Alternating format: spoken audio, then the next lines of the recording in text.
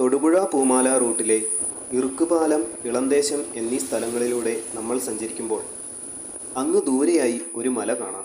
തൊടുപുഴയിൽ നിന്നും 15 കിലോമീറ്റർ ദൂരത്തിലായുള്ള പറമ്പുകാട്ട് മല.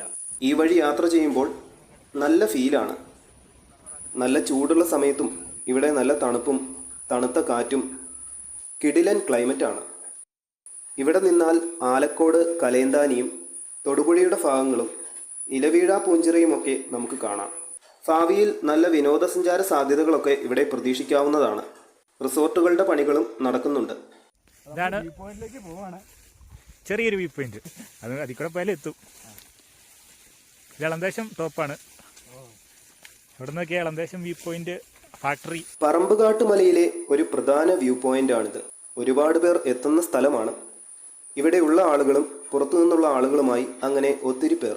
ഈ ഒരു വ്യൂ പോയിന്റിൽ നിന്നാൽ പറഞ്ഞറിയിക്കാൻ പറ്റാത്തത്ര മനോഹരമായ കാഴ്ചകളാണ് നമുക്ക് കിട്ടുന്നത്. ഈ മലയുടെ കറക്റ്റ് പേര് റെക്കോർഡ്സിലും ഒക്കെ പറമ്പുകാട്ടുമല എന്നാണ്.